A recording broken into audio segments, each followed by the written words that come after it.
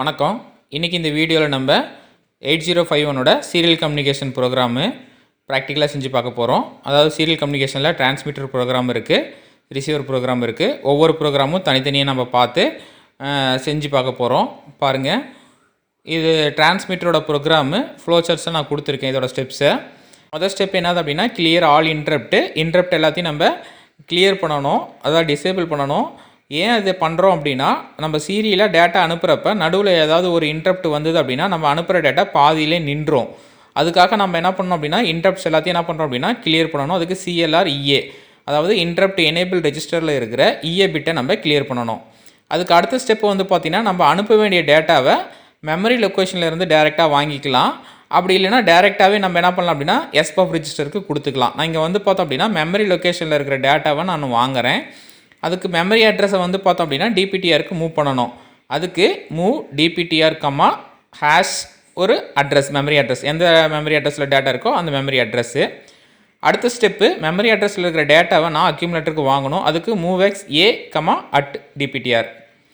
அடுத்த இன்ஸ்ட்ரக்ஷன் வந்து பார்த்தோம் அப்படின்னா, நம்ம அனுப்புகிறப்ப டேட்டா வந்து பார்த்திங்கன்னா டேட்டாவோட ஸ்பீடு எவ்வளோ ஸ்பீடில் வந்து டேட்டா ட்ரான்ஸ்ஃபர் ஆகணும், அதாவது டேட்டாவோட பாட் ரேட்டு, சிங்கிளில் அனுப்பணுமா, சிங்கிள் பாட் ரேட்டா, டபுள் பாட் ரேட்டா அப்படிங்கிறத நம்ம மென்ஷன் பண்ணணும். ஸோ இதுக்காக நம்ம என்ன பண்ணுறோம் அப்படின்னா PCON ரெஜிஸ்டரில் SMOD பிட்டை வந்து பார்த்திங்கன்னா பயன்படுத்துகிறோம்.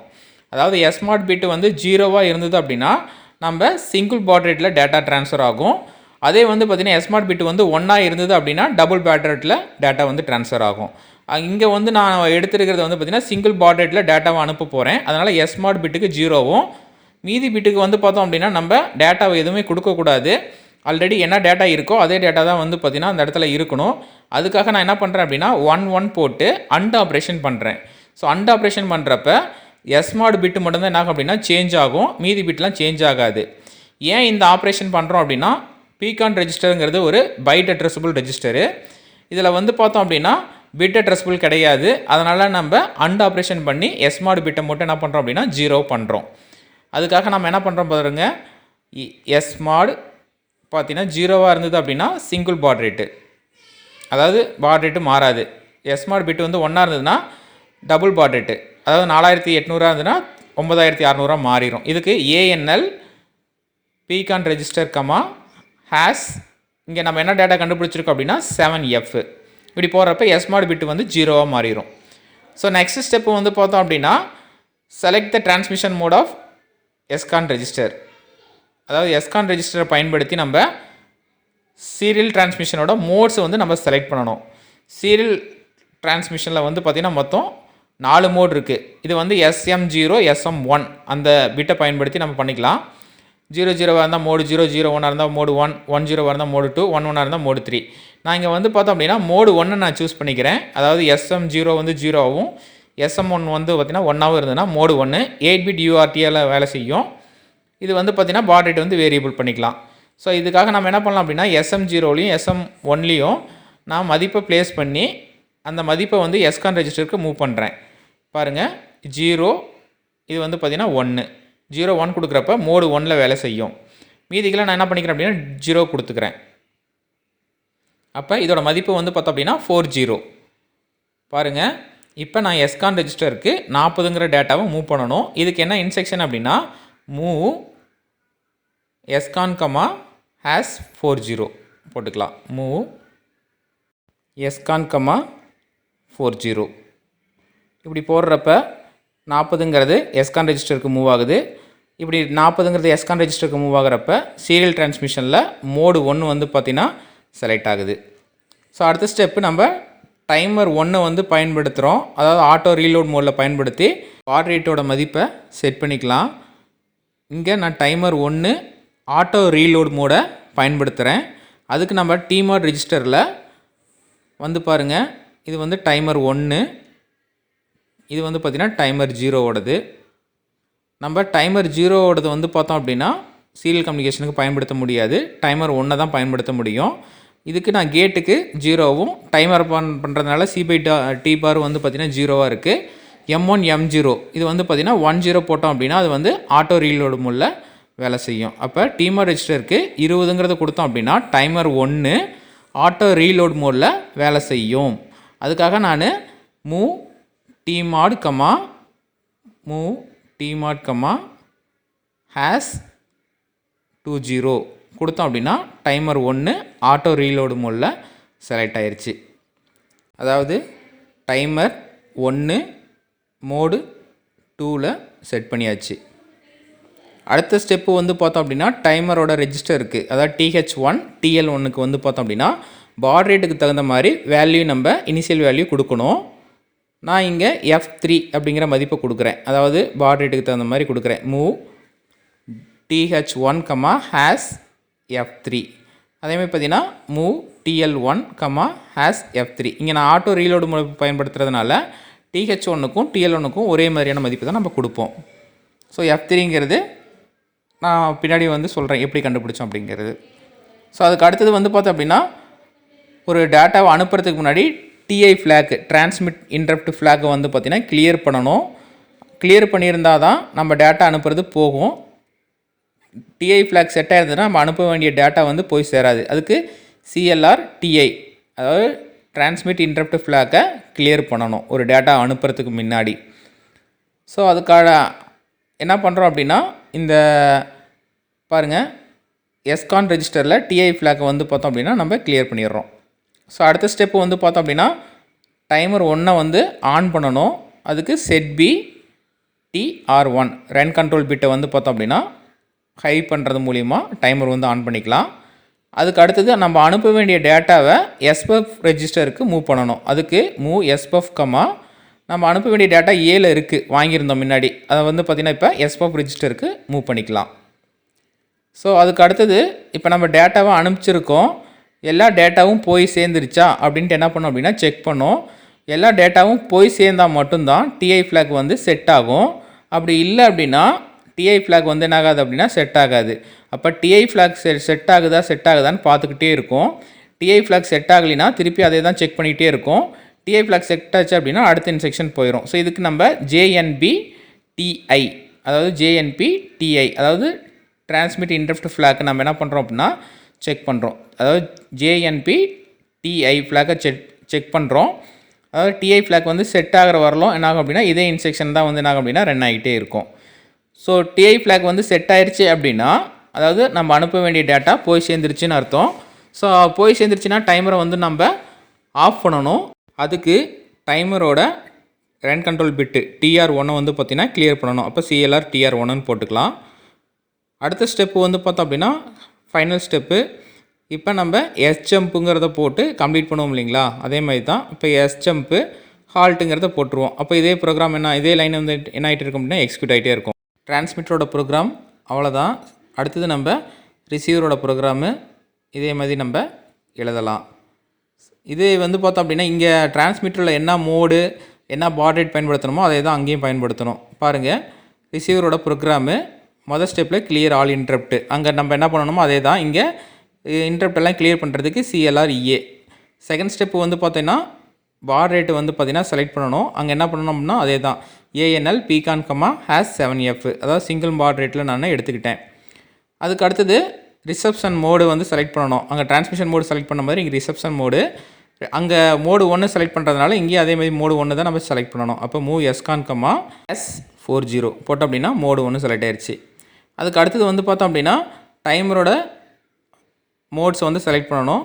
அப்போ மூவ் TMOD, has 20, அதாவது டைமர் 1 ஆட்டோ ரீலோட் மோடு, அதாவது மோடு 2ல் வந்து பார்த்திங்கன்னா ஆப்ரேட் ஆகுது. அப்போ மூவ் TMOD, has 20. அதுக்கு அடுத்தது நம்ம அங்கே டைமர் ரெஜிஸ்டரோட மதிப்பு ஸ்டோர் பண்ணணும் இல்லைங்களா, அதே மதிப்பு தான் இங்கேயும் ஸ்டோர் பண்ணணும். அப்போ மூவ் TH1, has F3, அதாவது 0F3.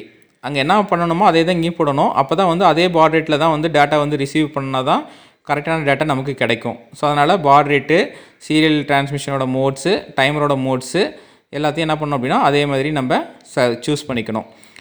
அங்கே நம்ம டிரான்ஸ்மிஷன் இன்டரப்ட் ஃப்ளாகை வந்து பார்த்திங்கன்னா கிளியர் பண்ண மாதிரி இங்கே ஒரு டேட்டாவை ரிசீவ் பண்ணுறதுக்கு முன்னாடி ரிசப்ஷன் இன்டரப்ட் ஃப்ளாகை வந்து பார்த்திங்கன்னா என்ன பண்ணணும் அப்படின்னா கிளியர் பண்ணணும். அதாவது CLR RI பயன்படுத்திட்டு தான் நம்ம என்ன பண்ணணும் அப்படின்னா டேட்டாவை ரிசீவ் பண்ணணும். ஸோ அதுக்கப்புறம் ரிசப்ஷனை வந்து பார்த்திங்கன்னா ரிசப்ஷன் ஃபங்க்ஷன் வந்து பார்த்தோம் அப்படின்னா நம்ம எனேபிள் பண்ணி விடணும். அப்போ தான் வந்து பார்த்திங்கன்னா அந்த ரிசப்ஷன் வந்து பார்த்திங்கன்னா ஆன் ஆகும். அதுக்கு setB REN, அதாவது REN பிட்டை ரிசப்ஷன் பிட்டை வந்து பார்த்திங்கன்னா நம்ம எனேபிள் பண்ணி விடுறதுக்கு ஹை பண்ணணும். அடுத்தது நம்ம டைமரை வந்து ஆன் பண்ணணும். அதுக்கு செட் பி TR1 போட்டோம்னா டைமர் வந்து என்ன ஆயிடுச்சு அப்படின்னா ஆன் ஆயிடுச்சு. ஸோ நெக்ஸ்ட் ஸ்டெப்பு வந்து பார்த்திங்கன்னா RI ஃப்ளாக் வந்து செட் ஆயிடுச்சான்னு என்ன பண்ணுறோம் அப்படின்னா செக் பண்ணிக்கிட்டே இருக்கோம். அதாவது RI ஃப்ளாக் வந்து ஒரு டேட்டா ரிசீவ் ஆகி முடித்தா தான் என்ன ஆகும் அப்படின்னா செட் ஆகும். செட் ஆச்சு அப்படின்னா அடுத்த ஸ்டெப்பு போயிடும். செட் ஆகலை அப்படின்னா அதே ஸ்டெப் என்ன ஆகிட்டே இருக்கும் அப்படின்னா ரன் ஆகிட்டே இருக்கும். ஸோ அப்போ RI ஃப்ளாக் வந்து செட் ஆயிடுச்சா அப்படின்னு பார்க்குறதுக்கு JNB RI இதே ஸ்டெப்பு தான் ரன் ஆகணும். அதுக்கு கம்மா போட்டு என்ன பண்ணிக்கலாம் அப்படின்னா வெயிட் இதே லைன் வந்து ரன் ஆகிற மாதிரி போட்டுக்கலாம். அப்போ இதுதான் அதோட இன்ஸ்ட்ரக்ஷன். இந்த இன்ஸ்ட்ரக்ஷன் வந்து பார்த்தோம் அப்படின்னா கண்டினியூவாக இது வரல ரன் ஆகும் அப்படின்னா RI ஃப்ளாக் செட் ஆகிற வரல ரன் ஆகும். அடுத்தது டைமரோட ஃபங்க்ஷனை வந்து நம்ம என்ன பண்ணுறோம் அப்படின்னா ஆஃப் பண்ணணும். அதுக்கு CLR TR1 போட்டோம் அப்படின்னா டைமர் வந்து ஆஃப் ஆயிரும். அதுக்கப்புறம் நம்ம ரிசப்ஷனை வந்து ஆஃப் பண்ணணும். அப்போ CLR REN. அடுத்தது வந்து பார்த்தோம் அப்படின்னா ரிசீவ் ஆன பிட்டு SBUF ரெஜிஸ்டரில் இருக்கும் டெம்பரவரியாக. அந்த SBUF ரெஜிஸ்டரில் இருக்கிற மதிப்பை நம்ம ஒரு மெமரி லொக்கேஷனுக்கு மூவ் பண்ணணும். அப்போ தான் நம்ம டேட்டா ரிசீவ் ஆன டேட்டாவை நம்ம பார்க்க முடியும். அதுக்கு நம்ம என்ன பண்ணுறோம் அப்படின்னா ரிசீவ் ஆன டேட்டாவை முதல்ல A ரெஜிஸ்டருக்கு மூவ் பண்ணுறோம், அக்யூமுலேட்டருக்கு மூவ் பண்ணுறோம். அப்போ மூவ் A, SBUF அப்படிங்கிறப்ப SBUFல இருக்கிற டேட்டா இப்போ அக்யூமுலேட்டருக்கு வந்துருச்சு. இப்போ ரிசீவ் ஆன டேட்டா அக்யூமுலேட்டரில் இருக்குது. இப்போ அக்யூமுலேட்டரில் இருக்கிற டேட்டாவை நம்ம ஸ்டோர் பண்ணுறோம் மெமரி லொக்கேஷனுக்கு. அதுக்கு மூவ் DPTR, ஹேஸ் ஏதோ ஒரு மெமரி அட்ரஸ், ஸ்டோர் பண்ண வேண்டிய மெமரி அட்ரஸ். அதுக்கு அடுத்தது move X at DPTR, A. இப்போ ஏல இருக்கிற டேட்டா அந்த மெமரி லொக்கேஷனில் போய் என்ன ஆகும் அப்படின்னா ஸ்டோர் ஆகும். அடுத்தது ஃபைனல் ஸ்டெப்பு ஹால்ட்டு. அதாவது ப்ரோக்ராம் வந்து இதே லைன் வந்து ரன் ஆகிறதுக்காக ஸ்டாப்பு ஜம்ப்பு ஸ்டாப்னு கொடுத்தோம்னா இதே லைன் வந்து என்ன ஆகிட்டு இருக்கும் அப்படின்னா ரன் ஆகிட்டே இருக்கும். அவ்வளவுதான் ரிசீவரோட ப்ரோக்ராமு. அடுத்து டிரான்ஸ்மிட்டரோட ப்ரோக்ராமுக்கும் ரிசீவரோட ப்ரோக்ராமுக்கும் ஆப்கோட் எழுதலாம். டிரான்ஸ்மிட்டரோட ப்ரோக்ராமில் இன்ஸ்ட்ரக்ஷன் CLR EA, அதாவது CLR பிட் அட்ரஸ்ன்னு இருக்கும். இதோட ஆப்கோடு வந்து பார்த்திங்கன்னா C2. இது வந்து பார்த்தோம் அப்படின்னா 2 பைட் இன்ஸ்ட்ரக்ஷனில் வருது. அப்போ பைட்டில் நம்ம C2ங்கிறத நோட் பண்ணலாம். C2 பைட்டில். செகண்ட் பைட்டில் வந்து பார்த்தோம் அப்படின்னா EAவோட பிட் அட்ரஸ், அதாவது இன்டரப்ட் எனேபிள் ரெஜிஸ்டரில் EAவோட பிட்டில் அதுக்கு நேராக என்ன பிட் அட்ரஸ் இருக்கோ அந்த பிட் அட்ரஸ் நம்ம நோட் பண்ணுவோம். பாரு EAவோட பிட் அட்ரஸ் வந்து பார்த்திங்கன்னா AFன்னு இருக்குது. அப்போ ரெண்டாவது பைட்டில் வந்து பார்த்தோம் அப்படின்னா நம்ம AFங்கிறது போடணும். அடுத்த இன்ஸ்ட்ரக்ஷன் வந்து பார்த்தோம் அப்படின்னா மூவ் DPTR, ஹேஸ் ஒரு மெமரி அட்ரஸ்ஸு. பாருங்கள் மூவ் DPTR, ஹேஸ் டேட்டான்னு இருக்கும். மூவ் DPTR, ஹேஸ் டேட்டான் இருக்குது. இது வந்து பார்த்தோம் அப்படின்னா இதோட ஆப்கோடு 90. இது வந்து பார்த்திங்கன்னா 3 பைட் இன்ஸ்ட்ரக்ஷன். ஆப்கோடு 90. அப்போ பைட்டில் வந்து பார்த்திங்கன்னா 90ங்கிறது போட்டுக்கலாம். ரெண்டாவது பைட்டில் வந்து பார்த்தோம் அப்படின்னா இது வந்து 3 பைட்டில் இருக்கிறதுனால ரெண்டாவது பைட்டு மூணாவது பைட்டு, ரெண்டாவது பைட்டில் ஹையர் ஆர்டர் அட்ரஸும் மூணாவது பைட்டில் லோயர் ஆர்டர் அட்ரஸும் எழுதுவோம். நான் இங்கே வந்து பார்த்திங்கன்னா ஒரு மெமரி லொக்கேஷன் 4300ங்கிறது எடுத்துக்கிறேன். அப்போ 4300. அடுத்த instruction move X A, at DPTRன்னு இருக்குது. ஸோ இதோட ஆப்கோடு என்னன்னு கண்டுபிடிக்கலாம். Move X A, at DPTR. இது வந்து பார்த்திங்கன்னா சிங்கிள் பைட் இன்ஸ்ட்ரக்ஷன். இதோட ஆப்கோடு வந்து பார்த்திங்கன்னா E0 நோட் பண்ணிடலாம். அப்போ E0ங்கிறது தான் வந்து பார்த்தோம் அப்படின்னா இந்த இன்ஸ்ட்ரக்ஷனோட ஆப்கோடு. அடுத்த இன்ஸ்ட்ரக்ஷன் ANL PCON, ஹேஸு நம்ம முன்னாடி கண்டுபிடிச்சோம் இல்லைங்களா 7Fங்கிறது. அதாவது பாட் ரேட் வந்து பார்த்திங்கன்னா சிங்கிள் பாட் ரேட்டுக்கு நம்ம என்ன பண்ணுறோம் அப்படின்னா வேல்யூ போட்டோம் இல்லைங்களா, அந்த 7Fங்கிற மதிப்பை நம்ம அந்த இடத்துல நோட் பண்ணணும். பாருங்கள் SMOD பிட் மட்டும் 0வாக இருக்கும். மீதிக்கெல்லாம் நம்ம என்ன பண்ணுவோம் அப்படின்னா 1 போடுவோம். 1 போடுறப்ப இதோட மதிப்பு நமக்கு என்ன கிடைக்கும் அப்படின்னா 7Fன்னு கிடைக்கும் இல்லைங்களா. அப்போ இந்த 7Fங்கிறத நம்ம அந்த இடத்துல நோட் பண்ணணும். அதாவது SMOD பிட் மட்டும் 0வாகவும் மீதியெல்லாம் வந்து சேஞ்ச் ஆகாத மாதிரி இருக்கும். அப்போ ANL PCON, ஹேஸ் 7F. இதோட ஆப்கோட் கண்டுபிடிக்கலாம். ANL டேட்டா அட்ரஸ், ஹேஸ் டேட்டான்னு இருக்கும். இதோட ஆப்கோடு வந்து பார்த்தோம் அப்படின்னா 53. இது வந்து பார்த்திங்கன்னா 3 பைட் இன்ஸ்ட்ரக்ஷனில் இருக்குது. அப்போ பைட்டில் நம்ம என்ன பண்ணலாம் அப்படின்னா 53ங்கிறத போட்டுக்கலாம். 53 போட்டுடலாம். ரெண்டாவது பைட்டில் வந்து பார்த்தோம் அப்படின்னா PCON ரெஜிஸ்டரோட பைட் அட்ரஸ்ஸை நம்ம எடுத்து எழுதணும். PCON ரெஜிஸ்டரோட பைட் அட்ரஸ் எடுத்து எழுதணும். PCON ரெஜிஸ்டரோட பைட் அட்ரஸ் வந்து பார்த்தோம் அப்படின்னா 87, அதாவது 87. அதாவது இது வந்து பார்த்திங்கன்னா பைட் அட்ரஸபிள் ரெஜிஸ்டரு.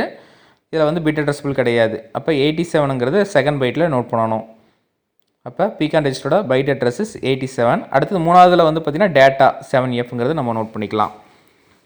அடுத்த இன்ஸ்ட்ரக்ஷன் வந்து பார்த்தோம் அப்படின்னா move SCON comma hash serial டிரான்ஸ்மிஷனோட மோட்ஸ் நம்ம வந்து பார்த்திங்கன்னா ஒன்று வந்து செலக்ட் பண்ணியிருந்தோம். அப்போ மூவ் எஸ்கான் கம்மா ஹேஸ் 40. அப்போ அதை பாருங்கள் 40ங்கிறதுக்கு பாருங்கள் 01 00 00 00. அதாவது SM0 வந்து 0 ஆகும், SM1 வந்து பார்த்திங்கன்னா 1ஆகவும் இருந்ததுன்னா மோடு 1ல் வந்து செலக்ட் ஆகும். அப்போ மூவ் எஸ்கான் கம்மா ஹேஸ் 40 இதோட ஆப்கோட் கண்டுபிடிக்கலாம்.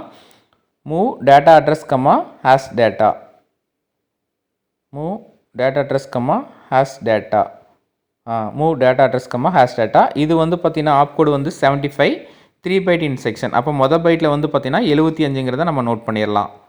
அப்போ 75 மொதல் பைட்டில். செகண்ட் பைட்டில் எஸ்கான் ரெஜிஸ்டரோட பைட் அட்ரஸ் எடுத்து எழுதணும்.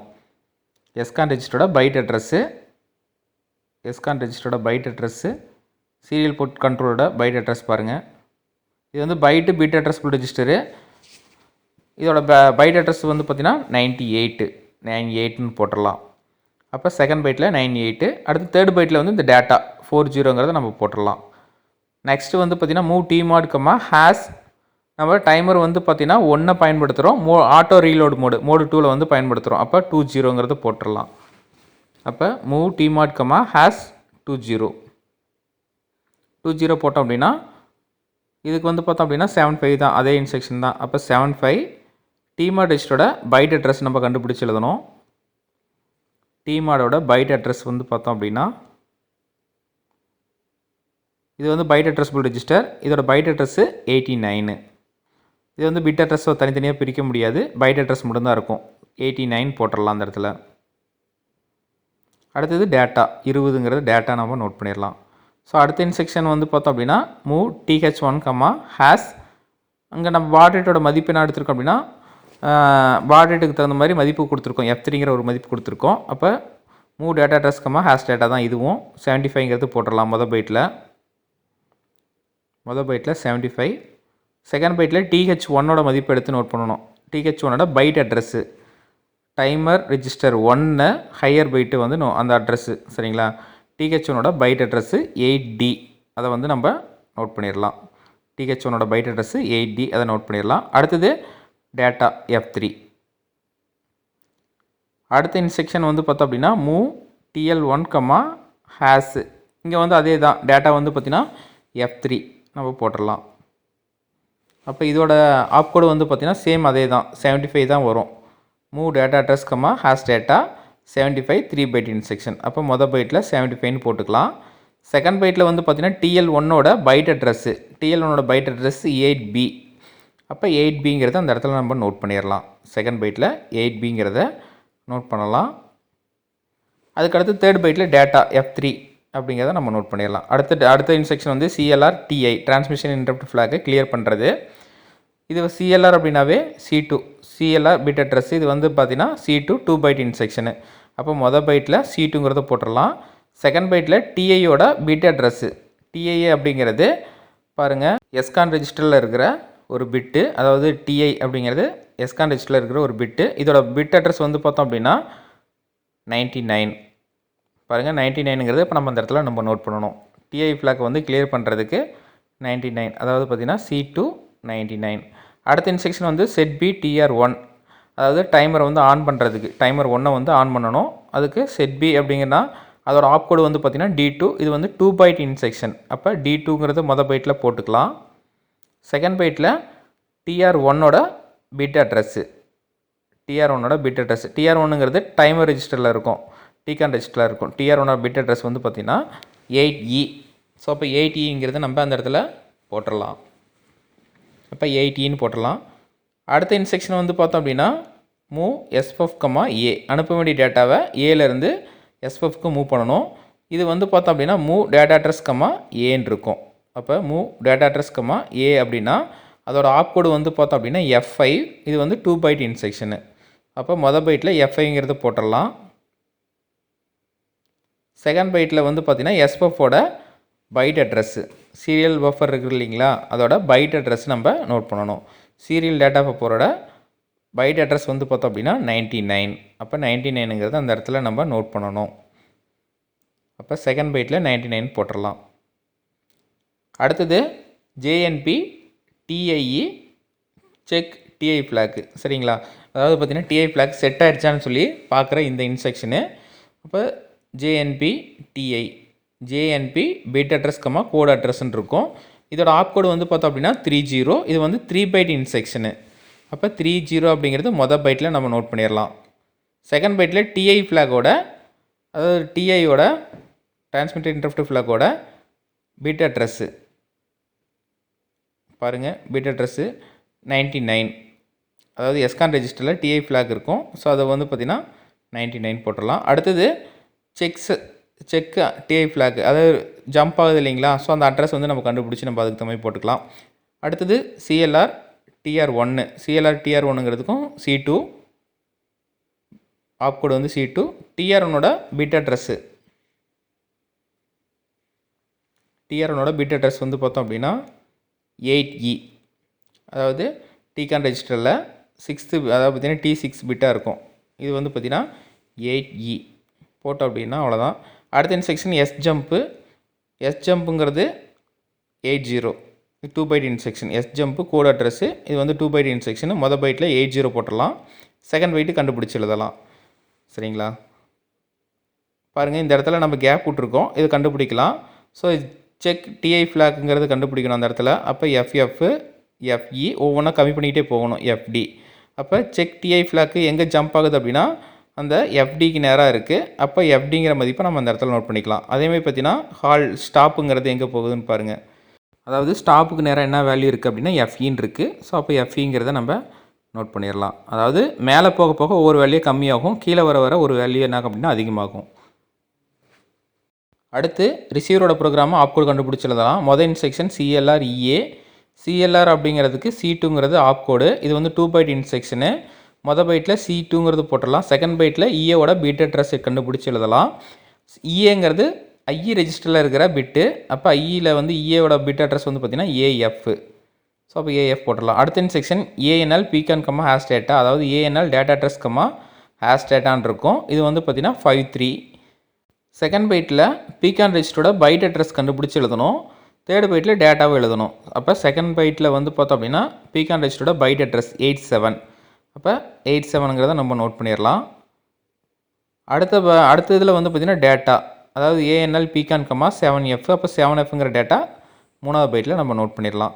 ஸோ அடுத்த இன்ஸ்ட்ரக்ஷன் வந்து பார்த்திங்கன்னா மூவ் எஸ்கான் #40. அதேமாதிரி பார்த்திங்கன்னா ஒவ்வொரு இதுக்கும் நம்ம வேல்யூ கண்டுபிடிச்சி இல்லைங்களா, அந்த வேல்யூ நம்ம ப்ளேஸ் பண்ணிடலாம். மூவ் எஸ்கான் #40.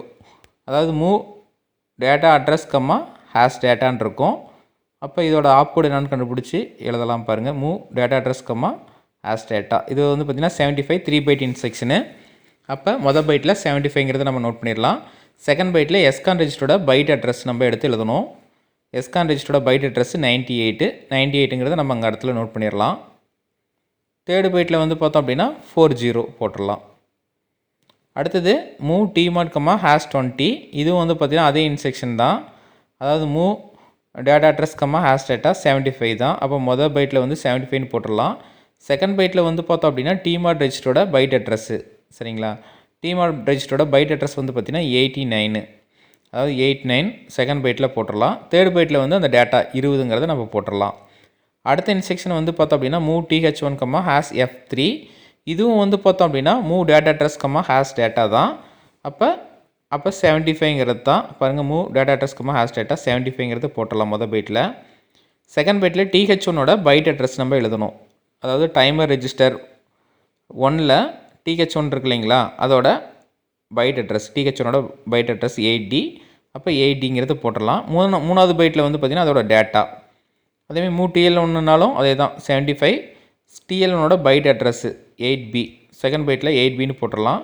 தேர்டு பைட்டில் வந்து பார்த்திங்கன்னா F3 அந்த மதிப்பை எடுத்து போட்டுடலாம். அதாவது TH1ஓட பைட் அட்ரஸ் 8D, TL1ஓட பைட் அட்ரஸ் 8B. அடுத்த இன்ஸ்ட்ரக்ஷன் CLR RIA. அதாவது ரிசீவர் இன்டரப்ட் ஃப்ளாக் வந்து பார்த்தோம் அப்படின்னா கிளியர் பண்ணணும். அதுக்கு வந்து பார்த்திங்கன்னா C2 தான். அப்போ கிளியர் அப்படின்னாவே C2 தான். RI ஃப்ளாகோட RI பிட்டோட நம்ம பிட் அட்ரஸ் கண்டுபிடிச்சி எழுதணும். இப்போ RIயோட பிட் அட்ரஸ் வந்து பார்த்திங்கன்னா 98. எஸ்கான் ரெஜிஸ்டரில் இருக்கும். RI ஃப்ளாகோட பிட் அட்ரஸ் 98. அப்போ 98 போட்டுடலாம். அதுக்கு அடுத்த இன்ஸ்ட்ரக்ஷன் வந்து செட் பி REN ரிசப்ஷனை வந்து ஆன் பண்ணணும். இதோட ஆப்கோடு வந்து பார்த்தீங்கன்னா D2, இது வந்து 2 பைட் இன்ஸ்ட்ரக்ஷன். அப்போ மொதல் பைட்டில் வந்து பார்த்தீங்கன்னா D2ன்னு போட்டுக்கலாம். செகண்ட் பைட்டில் RENஓட பிட் அட்ரஸ் எடுத்து எழுதணும் 9C. அது எஸ்கான் ரெஜிஸ்டரில் REN பிட் இருக்கும், அது வந்து பார்த்தீங்கன்னா 9C போட்டுடலாம். அப்போ செகண்ட் பைட்டில் 9C. அடுத்த இன்ஸ்ட்ரக்ஷன் பார்க்கலாம். அடுத்த இன்ஸ்ட்ரக்ஷன் வந்து பார்த்தோம் அப்படின்னா செட் பி TR1 டைமரை வந்து ஆன் பண்ணுறதுக்கு. அப்போ செட் பி அப்படின்னாவே என்னது அப்படின்னா D2. இது வந்து 2 பைட் இன்ஸ்ட்ரக்ஷன். மொதல் பைட்டில் நம்ம D2ங்கிற மதிப்பை போடணும். அதாவது D2ங்கிற ஆப்கோடு பதிலில் போட்டுறணும். செகண்ட் பைட்டில் TR1ஓட பிட் அட்ரஸ்ஸு. TR1ங்கிறது டிகான் ரெஜிஸ்டரில் இருக்கிற ஒரு பிட்டு. பாருங்கள், டிகான் ரெஜிஸ்டரில் TR1ஓட பிட் அட்ரஸ் வந்து பார்த்திங்கன்னா 8E. அப்போ செகண்ட் பைட்டில் 8Eங்கிறத நம்ம போட்டுறணும். அடுத்த instruction JNP bit address code address. இதோட வந்து ஆப்கோடு வந்து பார்த்திங்கன்னா 30. இது வந்து 3 பைட் இன்ஸ்ட்ரக்ஷனு.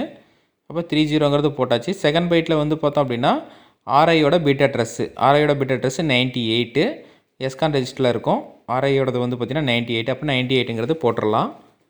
அடுத்தது செக் RI ஃப்ளாக், அதாவது ஜம்ப் ஆகிற லொக்கேஷனை வச்சு நம்ம கண்டுபிடிச்சி எழுதணும். பின்னாடி எழுதிக்கலாம். அதுக்கு அடுத்த இன்ஸ்ட்ரக்ஷன் CLR TR1. CLRனா பிட் அட்ரஸ்ஸு. இது வந்து பார்த்திங்கன்னா C2. இப்போ CLR பிட் அட்ரஸோட ஆப்கோடு வந்து C2. TR1ஓட பிட் அட்ரஸ் நம்ம கண்டுபிடிச்சி எழுதணும். இது வந்து பார்த்தோம் அப்படின்னா டிகான் ரெஜிஸ்டரில் இருக்கும். இது வந்து 8E. TR1ஓட பிட் அட்ரஸ்ஸு 8E. நம்ம 8Eன்னு போட்டுடலாம். அதுக்கு அடுத்தது CLR REN. C2 RENஓட பிட் அட்ரஸ்ஸு, அதாவது ரிசப்ஷன் எனேபிளோட பிட் அட்ரஸ் 9C. அப்போ 9Cங்கிறது செகண்ட் பைட்டில் நம்ம நோட் பண்ணிடலாம். அப்போ 9C போட்டாச்சு. அடுத்த இன்ஸ்ட்ரக்ஷன் மூவ் A, SFF. அப்போ மூவ் A, டேட்டா அட்ரஸ். இது வந்து பார்த்தீங்கன்னா 2 பைட் இன்ஸ்ட்ரக்ஷன் E5. இதோட ஆப்கோடு மொதல் பைட்டில் வந்து பார்த்தீங்கன்னா E5ன்னு போட்டுடலாம். செகண்ட் பைட்டில் SFFஓட பைட் அட்ரஸ்ஸு. பாருங்கள், SFFஓட பைட் அட்ரஸ் கண்டுபிடிச்சி எழுதணும். SFFஓட பைட் அட்ரஸ் வந்து பார்த்திங்கன்னா 99. அப்போ 99ங்கிறத நம்ம கருத்தில் போட்டுடலாம். அடுத்த instruction move DPTR, memory location, அதாவது #4300.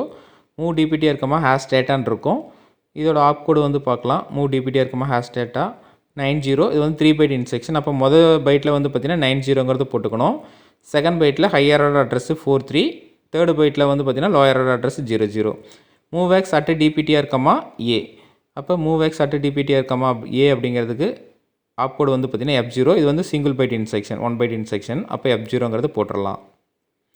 லாஸ்ட் இன்ஸ்ட்ரக்ஷன் SJump ஸ்டாப்புன்னு இருக்குது. SJumpஓட ஆப்கோடு வந்து பார்த்திங்கன்னா 80. 2 பைட் இன்ஸ்ட்ரக்ஷன். அப்போ கேப் விட்டுடலாம். இப்போ பாருங்கள், மோஸ்ட்லி வந்து பார்த்திங்கன்னா எல்லா ஆப்கோடும் நம்ம எழுதி முடித்தாச்சு. எழுதாத ஒரு 2 இடம் மட்டும்தான் இருக்கும். அதாவது ஜம்ப் ஆகிற லொக்கேஷனை மட்டும் நம்ம கண்டுபிடிச்சி எழுதணும். மீதி எல்லாத்தையும் நம்ம என்ன பண்ணியாச்சு, எழுதியாச்சு. அப்போ எந்த இடத்துல ஜம்ப் ஆகணுமோ அதுக்கு தகுந்த மாதிரி என்ன பண்ணணும் அப்படின்னா FF போட்டு, கேப் விட்டுக்கிற இடத்துல FF போட்டு மேலே போக போக ஒவ்வொரு வேல்யூ கம்மி பண்ணிகிட்டே போகணும். அப்போ செக் RI ஃப்ளாக் நேரம் என்ன இருக்குது அப்படின்னா FTன்னு இருக்குது, போட்டுடலாம். அதேமாதிரி FF, FE, FD அப்படின்னு மேலே போயிட்டே இருக்கும். இப்போ ஸ்டாப்புங்கிறதுக்கு நேரம் என்ன இருக்குது அப்படின்னா FEன்னு இருக்குது. அவ்வளோதான். இது வந்து பார்த்திங்கன்னா ரிசீவரோட ப்ரோக்ராமு. இதுக்கும் ஆப்கோட் நம்ம கண்டுபிடிச்சாச்சு. இங்கே 2 கிட் எடுத்திருக்கோம். ஒன்று வந்து டிரான்ஸ்மிட்டருக்கு, இன்னொன்று வந்து பார்த்திங்கன்னா ரிசீவருக்கு. டிரான்ஸ்மிட்டர்லேருந்து சிக்னல் ரிசீவருக்கு போகிறதுக்கு நம்ம இந்த கேபிள் RS-232 கேபிள் வந்து பார்த்திங்கன்னா 2 ஃபீமேல் கனெக்டரு. இது எங்கே என்ன பண்ணுறோம் அப்படின்னா டிரான்ஸ்மிட்டர்லேயே கனெக்ட் பண்ணுறோம். அதேமாதிரி பார்த்திங்கன்னா ரிசீவர்லேயும் வந்து பார்த்திங்கன்னா RS-232 போட்டிருக்கு, அதில் வந்து கனெக்ட் பண்ணிடுறோம். கனெக்ட் பண்ணிவிட்டு நம்ம டிரான்ஸ்மிட்டரோட ப்ரோக்ராமும் ரிசீவரோட ப்ரோக்ராமும் வரிசையாக நம்ம டைப் பண்ணுவோம். டைப் பண்ணிவிட்டு ரிசீவரோட ப்ரோக்ராம் முதல்ல எக்ஸிக்யூட் பண்ணிவிட்டு அதுக்கப்புறம் டிரான்ஸ்மிட்டரோட ப்ரோக்ராமை நம்ம எக்ஸிக்யூட் பண்ணி நம்ம ரிசல்ட்டை வந்து செக் பண்ணலாம். இப்போ நான் டிரான்ஸ்மிட்டரோட கிட்டில் ப்ரோக்ராம் டைப் பண்ண போகிறேன். SD space starting address, SD space starting address 5000 கொடுத்து என்டர் அடிச்சுட்டு ஒவ்வொரு ஆப்கோடாக நம்ம டைப் பண்ணலாம். 5000ல் C2ங்கிறது டைப் பண்ணணும். C2 என்டர் அடிச்சிட்டேன். அடுத்தது AF என்டர் அடிச்சாச்சு. 90 43 00 E0 53 87 7F 75 98 40 75 89 20 75 8D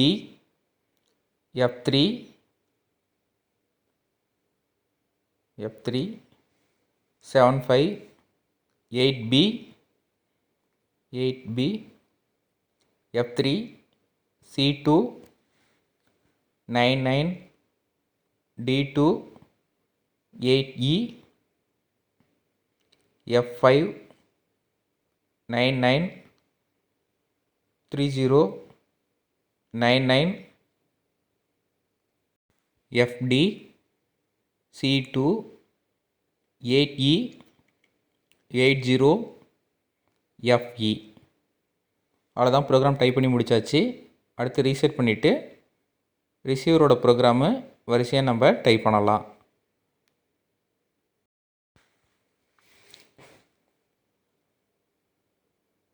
இப்போ ரிசீவரோட கிட்டை நான் ஆன் பண்ணுறேன். ஆன் பண்ணிவிட்டு ரிசீவரோட ஸ்டார்டிங் அட்ரஸும் 5000 தான். நீங்கள் வேறு ஒரு அட்ரஸ் கூட நீங்கள் கொடுத்துக்கலாம். நாங்கள் 5000 கொடுத்துட்டேன். ST ஸ்பேஸு 5000 கொடுத்து என்ட்ரு அடிக்கிறேன்.